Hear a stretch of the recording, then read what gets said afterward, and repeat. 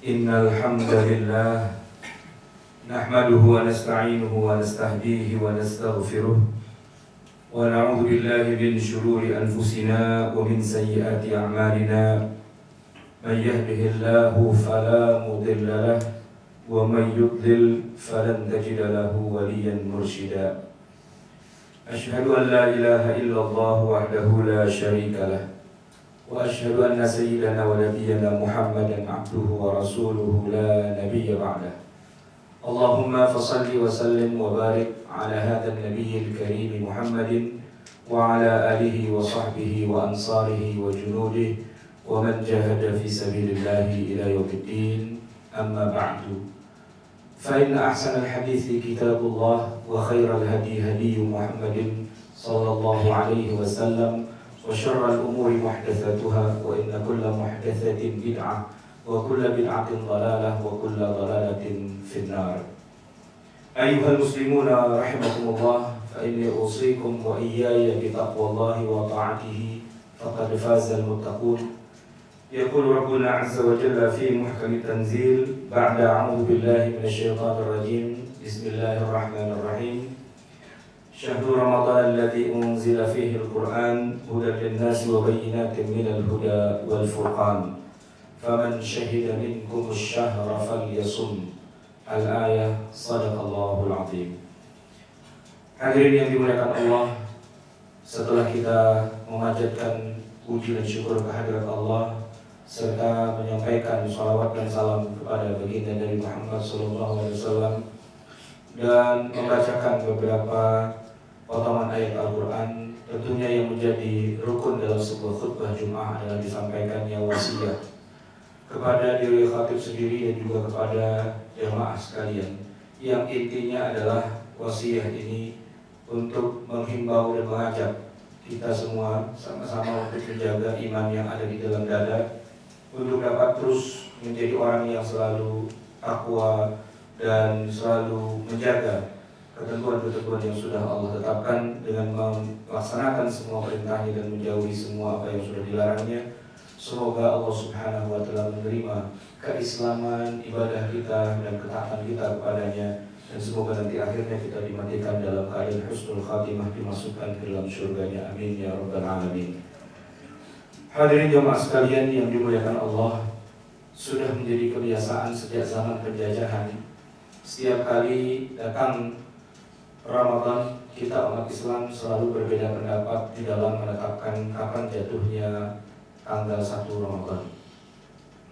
Dr. Snodgrass, salah seorang orientalis di zaman penjajahan Belanda, sudah menuliskan dalam bukunya bahwa perbedaan pendapat dalam menetapkan 1 Ramadan itu sudah terjadi di zaman ketika Belanda masih menancapkan buku penjajahannya di negeri kita. Dan setelah bertahun-tahun kita merdeka, rupanya perbedaan pendapat itu masih tetap saja ada. Dan untuk itu maka sangat pentinglah buat kita umat Islam untuk mengetahui seperti apa perbedaan pendapat ini, dan apakah memang dibolehkan terjadi perbedaan pendapat, dan kalau memang dibolehkan lalu di mana batasannya dan apa ruang lingkupnya. Hadirin yang dimuliakan Allah, aslinya di dalam syariat Islam terkait dengan masalah penentuan awal bulan-bulan Islam, yaitu bulan Ramadan atau bulan Syawal dan juga bulan yang lainnya, memang ditentukannya bukan dengan perhitungan berdasarkan pergerakan benda-benda yang ada di langit, tapi berdasarkan apa yang dilihat oleh mata, yang di dalam hadis yang sahih Rasulullah menyebutkan sumu li ru'yatihi wa aftiru li ru'yatihi. Berpuasalah atau mulailah kamu berpuasa kalau kamu melihat hilal atau bulan sabit, dan berlebaranlah kalau kamu melihat hilal atau bulan sabit itu. Ini adalah sebuah hadis yang disepakati kesohihannya oleh seluruh ulama, diriwayatkan oleh Imam Bukhari dan Imam Muslim. Yang jadi masalah adalah ketika pada tanggal 29 dilaksanakan ru'yatul hilal, melihat secara fisik bulan itu ternyata tidak kelihatan, entah karena tertutup awan ataupun yang lainnya, maka ada sebuah hadis yang bunyinya fa in humma 'alaikum fa in humma 'alaikum fa akmilul 'iddata sya'bana 30. Apabila tidak nampak hilal itu oleh kamu, maka sempurnakanlah hitungan bulan Sya'ban itu menjadi 30 hari. Ru'yatul hilal dilaksanakan pada tanggal 29 sore hari ketika matahari terbit. Beberapa detik ketika matahari terbit itu akan nampak hilal atau bulan sabit dalam hanya waktu beberapa detik saja. Tetapi kalau di seluruh negeri tidak ada seorang pun yang melihatnya, Rasulullah mengatakan, maka genapkanlah hitungan bulan Sya'ban itu menjadi 30 hari. Itu adalah hadis yang sahih yang diriwayatkan oleh Imam Bukhari dan Imam Muslim. Artinya di dalam ilmu fikih atau dalam syariat Islam, kita mengenal dua metode, yaitu metode melihat langsung, dan apabila tidak ditemukan pada metode melihat langsung, maka bulan Sya'bannya digenapkan menjadi 30 hari. Beratus-ratus tahun kemudian muncullah sebuah pendapat yang baru yang agak sedikit berbeda dengan pendapat yang telah dipakai oleh Rasulullah, para sahabat, dan juga jumhurul fuqaha. Diutarakan pertama kali oleh seorang yang bernama Matraf bin Sakhir dari kalangan kibarut tabi'in, di mana mereka menggunakan sebuah metode yang baru yang dikenal oleh kita dengan istilah hisab atau perhitungan dengan menggunakan ilmu falak. Sebenarnya tidak ada hadis yang secara langsung memberikan rekomendasi untuk melakukan perhitungan dengan hisab ini, khususnya untuk menentukan awal bulan. Berbeda dengan menentukan waktu-waktu sholat, memang boleh digunakan dengan perhitungan-perhitungan berdasarkan perputaran bumi kita ini terhadap matahari, berputarnya siang dan malam. Karena tidak ada dalil Al-Quran atau hadis yang menyebutkan kalau mau sholat zuhur maka lihat dulu matahari. Berbeda dengan puasa, di mana Rasulullah mengatakan dengan tegas kalau mau memulai bulan Ramadan maka lihatlah hilal itu. Kalau ada berarti besoknya sudah mulai Ramadan, tapi kalau tidak ada berarti besoknya masih tanggal 30 bulan Sya'ban.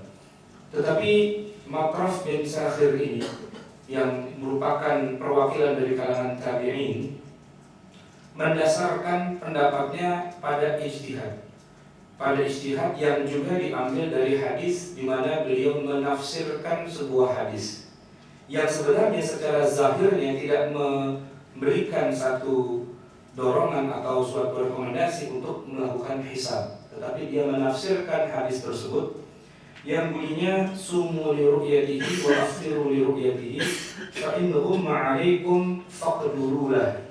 Hadis ini sahih juga diriwayatkan oleh Bukhari dan Muslim, yang dikatakan bahwa apabila tidak nampak hilal itu bagimu, faqdurulah. Kata-kata faqduru berasal dari kata qadara yaqdiru, artinya kadarkanlah. Nah, kadarkanlah ini atau perhitungkanlah ini, inilah yang dijadikan dasar ditafsirkan sebagai ilmu hisab atau ilmu falak. Sementara jumhur fuqaha mengatakan bahwa makna sabda Nabi faqdurulah bukanlah gunakan ilmu hisab, tapi faqdurulah maksudnya adalah genapkan hitungan bulan Sya'ban itu menjadi 30 hari. Hadirin yang dimuliakan oleh Allah, ilmu hisab ini kemudian mendapatkan pertentangan, mendapatkan resistensi dari jumhur ulama sepanjang perjalanan sejarah umat Islam. Di antaranya adalah apa yang dikatakan oleh Imam Malik secara resmi dalam madhabnya. Beliau mengatakan bahwa tidak sah menentukan awal Ramadan dengan menggunakan metode yang dilakukan oleh para al-munajjimin. Munajjimin ini maksudnya adalah para ahli bintang yang suka mengamati pergerakan bintang-bintang itu. Dan yang dimaksud dengan munajjimin ini tidak lain adalah para ahli falak atau yang menghitung peredaran benda-benda yang di atas langit. Apa yang mereka lakukan menurut Imam Malik tidak bisa dijadikan sebagai dasar untuk menetapkan awal Ramadan, baik untuk diri mereka sendiri apalagi buat orang lain. Ini bisa kita baca dalam kitab Asy-Syarhus Shaghir yang ditulis oleh Al-Imam Ad-Dabir jilid 1 halaman 241. Syekhul Islam Ibnu Taimiyah, ulama yang banyak dijadikan rujukan di zaman modern ini, di dalam Majmu' Fatawa jilid 5 halaman 207 mengatakan dengan lebih keras lagi bahwa orang-orang yang berpegangan atau yang menjadikan patokan dari hasil perhitungan atau hisab dalam menetapkan awal Ramadan, hukumnya adalah sesat di dalam syariah dan merupakan bid'ah yang diada-adakan di dalam agama.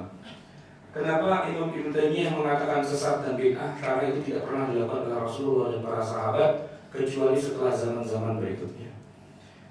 Hadirin yang dimuliakan Allah, tentunya banyak juga di antara umat Islam yang menggunakan metode hisab ini, sehingga kemudian dipadukanlah antara ru'yatul hilal dengan hisab, di mana posisi hisab adalah sekedar untuk menjadi patokan saja, tetapi kemudian yang menentukan pada akhirnya adalah penampakan dari hilal itu sendiri yang menjadi kata kunci atau yang menjadi sesuatu hal yang terakhir.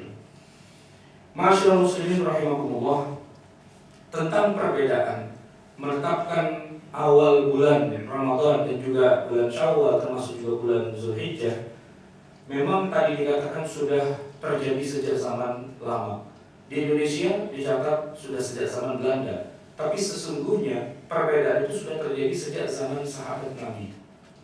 Ketika para sahabat Nabi masih hidup, ada sebuah hadis yang diriwayatkan oleh Imam Muslim yang menunjukkan bahwa para sahabat Nabi pernah berbeda pendapat dalam menetapkan awal Ramadan.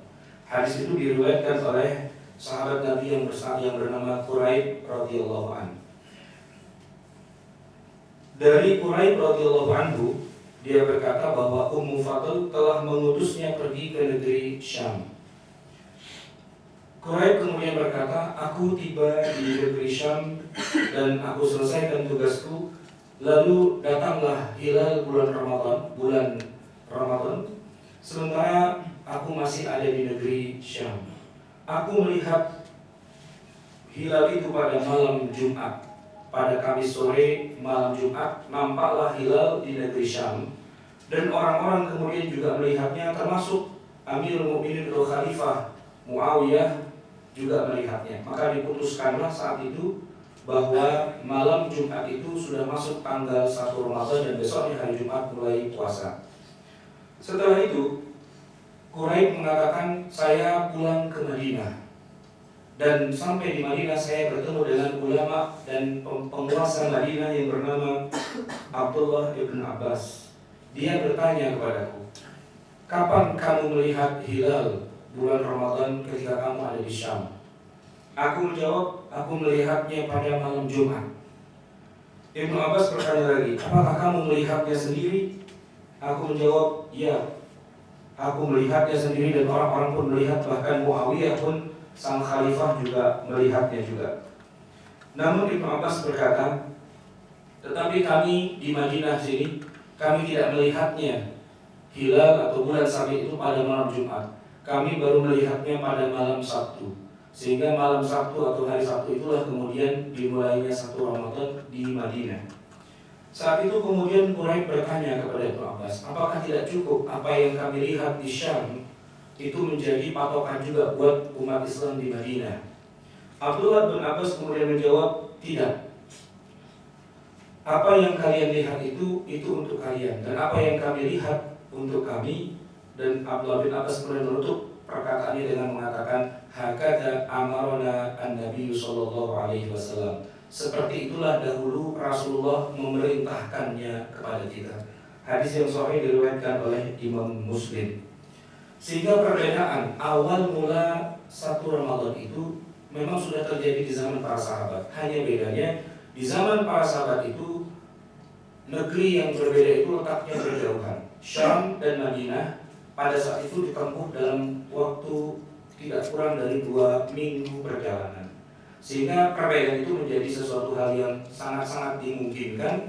Dan oleh karena itu kemudian Imam Syafi'i mengatakan dimungkinkan atau dibolehkan suatu negeri berpuasa lebih dahulu dan negeri yang lain berpuasa belakangan, karena setiap daerah mempunyai matlak atau mempunyai tempat untuk bisa melihat bulannya sendiri-sendiri. Bahkan di dalam kitabnya Imam Syafi'i mengatakan minimal kedua negeri itu jaraknya sejauh 24 farsakh atau kalau kita konversikan di zaman sekarang kira-kira 133, sekian kilometer. Masyaallah muslimin rahimakumullah, perbedaan itu memang ada, tetapi karena letaknya jauh dan sampai hari ini masih ada. Pemerintah Saudi Arabia seringkali berbeda pendapat dengan pemerintah Mesir dalam menetapkan 1 Ramadan, 1 Syawal, 1 Zulhijjah. Begitu juga pemerintahan-pemerintahan yang ada di berbagai negeri Islam, tapi perbedaan itu terjadi antar negara, bukan antar sesama umat Islam di dalam satu negara. Kalau yang perbedaannya di dalam satu negara, satu-satunya di dunia ini hanyalah kita bangsa Indonesia. Entah karena bangsa Indonesia terlalu banyak, atau wilayahnya terlalu luas, atau terlalu banyak ormas dan berbagai macam kelompoknya. Yang jelas di Indonesia, perbedaan itu bukan hanya 2 hari, tapi bisa sampai 3, 4, 5 hari yang berbeda. Dan kalau kita selami, ternyata di dalam negeri Indonesia, umat Islam ternyata punya begitu banyak aliran dalam menetapkan 1 Ramadan. Paling tidak ada 7 aliran yang berkembang di Indonesia. Yang pertama, aliran yang disebut dengan Hisab Wujudul Hilal. Aliran ini berprinsip, jika menurut perhitungan hisab, bukan ru'yat, tetapi hisab, bulan dinyatakan sudah ada di atas ufuk, artinya sudah di atas 0 derajat, 1 derajat, 2 derajat dan sebagainya, maka esok harinya walaupun bulan itu tidak kelihatan oleh mata, dipastikan harus sudah bulan Ramadan. Dan aliran ini adalah aliran yang digunakan secara resmi oleh Perserikatan Muhammadiyah di Indonesia sejak awal berdirinya hingga sekarang. Aliran yang kedua adalah aliran ru'yah dalam satu negara. Aliran ini berpegang pada hasil ru'yatul hilal, yang kalau nampak pada tanggal 29 berarti besoknya sudah Ramadan, tapi kalau tidak nampak besoknya masih tanggal 30 bulan Sya'ban. Dan keberadaan hisab untuk kelompok atau aliran ini dijadikan hanya sebagai patokan sekunder, bukan primer. Dan yang menggunakan prinsip ini secara resmi adalah Nahdlatul Ulama sejak berdirinya sampai sekarang. Jadi kedua kelompok ini memang pasti akan selalu berbeda karena punya aliran yang dasarnya sudah berbeda. Yang ketiga adalah aliran hisab imkanur ru'yah. Maksudnya adalah hisab yang menyatakan hilal mungkinkah sudah bisa dilihat atau belum. Aliran ini dipegang oleh secara resmi Departemen Agama, Kementerian Agama Republik Indonesia. Jadi Kementerian Agama itu tidak akan pernah sama dengan NU dan juga dengan oleh Muhammadiyah, karena manhajnya atau alirannya berbeda. Dalam pandangan Kementerian Agama, standar imkanur ru'yah minimal harus di atas 2 derajat. Kalau hasil hisab masih di bawah 2 derajat, walaupun bulannya terlihat, tetap dianggap tidak mungkin terlihat, pasti orang-orang itu salah. Sehingga harus di atas 2 derajat. Ini adalah aliran resmi yang digunakan oleh Kementerian Agama Republik Indonesia. Kemudian aliran yang keempat adalah aliran ru'yah global. Aliran ini juga disebut dengan aliran ru'yah internasional. Berprinsip jika ada satu saja sebuah negara di dunia ini yang sudah mulai puasa, maka semua negara di dunia ini sudah wajib ikut berpuasa dengan negara tersebut. Di Indonesia yang secara resmi menggunakan aliran ini adalah kelompok Hizbut Tahrir atau HTI. Kemudian ada aliran lokal yang banyak digunakan oleh orang Jawa dan ada 2 macam. Yang pertama aliran Hisab Jawa Asepon. Aliran Hisab Jawa Asepon berpedoman pada kalender Jawa Islam yang diperbaharui dengan ketentuan bahwa tahun alif itu jatuhnya pada hari Selasa Pon, maka disebut Jawa Asepon. Tahun baru Islamnya, tahun baru alif itu jatuhnya pada Selasa Pon, dan aliran ini dianut secara resmi oleh Keraton Ngayogyakarta Hadiningrat. Kemudian ada lagi aliran Hisab Jawa yang disebut Aboge. Aliran ini berpedoman pada kalender Jawa Islam yang lama dengan ketentuan tahun alif itu jatuhnya bukan pada Selasa Pon seperti kalangan Jawa yang ada di Jogja, tetapi jatuhnya pada hari Rabu Wage. Aliran ini dianut oleh mayoritas pemeluk Islam Kejawen seperti di Dusun Golak Ambarawa, daerah Semarang. Dan yang terakhir adalah aliran Mekah. Aliran Mekah ini dikatakan aliran Mekah karena Tidak penting apakah itu hisab atau ru'yat, yang penting Mekah lebaran atau tidak, Mekah sudah 1 Ramadan atau belum. Kalau hari ini Mekah 1 Ramadan, maka kita semua adalah harus ikut Mekah. Dan kalau Mekah sudah lebaran, maka kita semua harus ikut apa yang terjadi di Mekah. Di Indonesia, aliran ini seringkali digunakan oleh Dewan Dakwah Islam Indonesia atau DDII, meskipun mereka tidak mengakuinya secara resmi. Nah, itu adalah 7 aliran yang resmi berkembang di Indonesia, ditambah dengan sekian banyak aliran-aliran yang lain, seperti aliran yang dibawa oleh kalangan-kalangan Thariqat Naqsabandiyah misalnya, yang menetapkan 1 Ramadan berdasarkan tinggi rendahnya gelombang laut yang ada di pantai di dekat mereka tinggal. Hadirin yang dimuliakan Allah, aliran-aliran inilah yang kemudian membuat kita tidak pernah bisa bersatu di dunia, di bangsa Indonesia ini, sehingga setiap kali awal Ramadan kita selalu mengalami perbedaan-perbedaan pendapat. Barakallahu li wa lakum fil Qur'anil azim wa nafa'ani wa iyyakum bima fihi minal ayati wa dzikril hakim wa taqabbal minni wa minkum tilawatahu innahu huwal ghafurur rahim.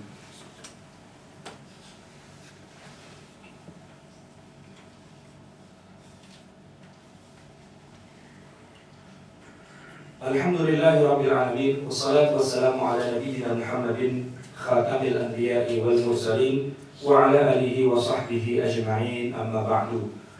Allahumma salli wa sallim wa barik ala Muhammadin wa ala ali Muhammad kama sallaita ala Ibrahim wa ala ali Ibrahim wa barik ala Muhammadin wa ala ali Muhammad kama barakta ala Ibrahim wa ala ali Ibrahim fil alamin innaka Hamidum Majid. Hadirin yang dimuliakan Allah, tentunya muncul di dalam benak kita sebuah pertanyaan, kapankah perbedaan-perbedaan ini bisa diakhiri? Jawabannya sebenarnya sederhana, karena syariat Islam sejak dulu sudah memberikan contoh dan sampai hari ini masih ada contohnya, yaitu bahwa yang menetapkan 1 Ramadan dan 1 Syawal ataupun 1 Zulhijjah itu tidak boleh dilakukan secara pribadi-pribadi, secara kelompok, secara jamaah, secara swasta, atau secara dalam konteks sebuah organisasi massa. Rasulullah SAW sudah memberikan contoh kepada kita bahwa sejak dulu setiap kali ada orang yang mengaku melihat bulan, maka beliau mewajibkan mereka untuk melapor dulu kepada Rasulullah SAW. Ada sebuah hadis yang diriwayatkan oleh Imam Bukhari dan Muslim, yang Al-Imam Abu Dawud dan Al-Hakim, di mana orang-orang tara'an nasul hilala, orang-orang berusaha melakukan ru'yatul hilal. Fa akhbartu nabiyya, lalu aku, kata Abdullah bin Umar radhiyallahu an, melihat bulan itu dan aku laporkan kepada Nabi, anni ra'aituhu, saya sudah melihatnya ya Rasulullah. Fasamahu wa amara an-nasa bisiyamihi, kemudian Rasulullah berpuasa dan menyuruh orang-orang ikut berpuasa. Laporan yang dilakukan oleh Abdullah bin Umar yang melihat ini menunjukkan bahwa Abdullah bin Umar tidak punya wewenang untuk menetapkan awal Ramadan atau awal bulan Syawal, kecuali setelah beliau melapor dulu kepada Rasulullah, kemudian Rasulullah menerimanya dan kemudian ditetapkan. Dan menyuruh orang-orang untuk berpuasa itu adalah wewenang Rasulullah SAW dalam kapasitasnya sebagai kepala negara. Di dalam hadis yang lain disebutkan, ada seorang Arab dusun datang kepada Nabi dan melapor, ya Rasulullah, saya sudah melihat hilal bulan Syawal. Kemudian Rasulullah mengetes orang ini dengan bertanya, apakah kamu sudah bersaksi bahwa tidak ada Tuhan selain Allah, Muhammad adalah Rasulullah? Orang itu menjawab, ya, saya sudah menjadi Muslim. Maka Rasulullah kemudian memanggil Bilal, ya Bilal, adzin fin nasi an yasumu ghadan. Wahai Bilal, umumkan kepada orang-orang kita akan mulai puasa besok. Jadi ketuk palu itu datangnya dari sang penguasa, dari waliyul amri, bukan dari seorang Abdullah bin Umar atau dari seorang Arab dusun atau dari siapapun di antara rakyat. Kalau ada 1 atau 2 atau beberapa orang yang mengaku melihat bulan, maka mereka berkewajiban melaporkan kepada pemerintahannya. Tetapi ketika kemudian pemerintahannya menolak laporan itu dengan satu dan lain hal, maka dia tidak boleh mengumumkan sendiri. Ibnu Qudamah di dalam kitabnya menyebutkan bahwa apabila ada seseorang yang mengaku melihat hilal, melihat bulan, tetapi kemudian laporannya itu tidak diterima oleh penguasa yang sah, maka khusus untuk dirinya saja dia harus berpuasa sesuai dengan apa yang dilihatnya. Tapi dia dilarang untuk mengumumkan atau memaksa atau mengajak atau mempromosikan kepada orang lain tentang apa yang dilihatnya, karena bukan wewenang, bukan otoritas individu-individu di dalam masyarakat, tapi itulah wewenang dari penguasa atau waliul amri. Di dalam hadis yang sahih Nabi bersabda, as-saumu yauma tasumun wal fitru yauma tuftirun wal adha yauma tudhahun. Hari mulai puasa adalah hari di mana semua kalian bersama-sama melaksanakan puasa. Hari berbuka atau berlebaran adalah hari di mana kalian semuanya berlebaran, dan hari Idul Adha adalah di mana kalian seluruhnya melaksanakan Idul Adha. Ini menunjukkan bahwa tidak sah dan tidak boleh ada seseorang yang berpuasa menyelisihi dan menyalahi apa yang dilakukan oleh mayoritas yang ada di negerinya, karena yang berhak atau yang punya wewenang otoritas untuk menetapkan itu adalah kembali kepada waliul amr, sebagaimana yang diperintahkan dan dicontohkan langsung oleh Rasulullah dan para sahabat serta sepanjang 14 abad di dalam perjalanan umat Islam. Dan itulah yang sekarang terjadi di Mekah, di Madinah, di Mesir, di Sudan, di Syria dan sebagainya. Ketika mufti dari negara tersebut menetapkan besok Ramadan, maka besok itu Ramadan, walaupun ada banyak aliran-aliran yang ada di dalam negeri itu, tapi tidak ada satupun yang kemudian mendahului atau kemudian berbeda hari. Nah, hal yang seperti ini hanya terjadi di Indonesia karena hal itu terjadi mengingat kurang berwibawanya waliul amri yang ada di negeri kita, yaitu sosok dari Menteri Agama dengan berbagai macam apa yang sudah dia lakukannya, sehingga kemudian banyak di antara umat Islam yang tidak mau menuruti apa yang sudah ditetapkan. Ketika ada sidang isbat di departemen atau di Kementerian Agama, masing-masing kelompok umat Islam memang diundang, tapi mereka datang dengan membawa keputusan yang sudah final di dalam kelompok mereka masing-masing, sehingga sidang isbat yang dilakukan di Kementerian Agama itu tidak lebih hanya sekedar formalitas yang ujung-ujungnya kemudian umat Islamnya tetap berpuasanya berbeda-beda. Pemandangan yang mustahil terjadi di sebuah negeri Islam di luar Indonesia. Bahkan Malaysia, Brunei dan yang lain-lain pun seluruhnya kompak. Ketika muftinya mengatakan besok puasa, maka seluruhnya berpuasa. Ketika muftinya mengatakan besok lebaran, maka seluruhnya lebaran. Satu-satunya negeri yang tidak pernah kompak umat Islamnya adalah negeri kita, di mana masing-masing mau mengatur dan mendahului apa yang sudah menjadi seharusnya kesepakatan dari umat Islam. Karena itu kita barangkali masih akan lama melihat pemandangan umat Islam bersatu di awal Ramadan, untuk khususnya buat bangsa kita sendiri. Semoga ke depan para pemimpin kita diberikan taufik dan hidayah serta diberikan keluasan hati untuk dapat mempersatukan umat Islam dan tidak membuat bingung umat Islam ini yang tentunya sangat disayangkan apabila 200 juta bangsa Indonesia berpuasa berbeda-beda, karena bapaknya NU, lalu ibunya Muhammadiyah, lalu anaknya Dewan Dakwah dan yang lain, sehingga dalam suatu keluarga lebarannya bisa 3 hari yang berbeda, dan ini sangat menyedihkan, memalukan, bahkan memilukan. Hadirin yang dimuliakan Allah, marilah kita tutup khutbah kita yang kedua dengan sama-sama kita bermohon ampun kepada Allah. Semoga apa yang sudah kita laksanakan dalam hidup kita ini sejak baligh sampai nantinya Allah mencabut nyawa kita, Allah ampuni semua dosa-dosa kita, baik dosa yang kecil maupun dosa yang besar, sehingga kita dapat menghadap Allah dengan tenang. Ya ayyatuhan nafsul mutmainnah irji'i ila rabbiki radiyatan mardiyah. A'udzu billahi minasyaitonir rajim. Bismillahirrahmanirrahim. Wal 'asri innal insana lafi khusrin illa alladziina aamanu wa 'amilus shalihati wa tawassaw bil haqqi wa tawassaw bil haqqi wa tawassaw bis sabr. A'udzu billahi minasyaitonir rajim. Bismillahirrahmanirrahim. Allahumma ighfir lil muslimina wal muslimat wal mu'minina wal mu'minat al-ahya'i minhum wal amwat warfa' lahum ad-darajat wa ya qadiyal hajat. Rabbana zalamna anfusana wa illam taghfir lana wa tarhamna lanakunanna minal khasirin. Rabbana amanna bima anzalta wa taba'na ar-rasula faktubna ma'asy syahidin. Rabbana la tuzigh qulubana ba'da idh hadaytana wa hab lana min ladunka rahmatan innaka antal wahhab. Rabbana atina fid dunya hasanah wa fil akhirati hasanah wa qina adzabannar. Wa sallallahu ala Muhammadin wa ala alihi wa sahbihi wasallam. Ibadallah, innallaha ya'muru bil 'adli wal ihsani wa ita'i dzil qurba wa yanha 'anil fahsya'i wal munkari wal baghi ya'idukum la'allakum tadhakkarun fadhkurullaha 'azima yadhkurkum wa 'ala niyyati yastajib lakum wa la dzikrullahi akbar wallahu ya'lamu ma tasna'un. Aqimus shalah.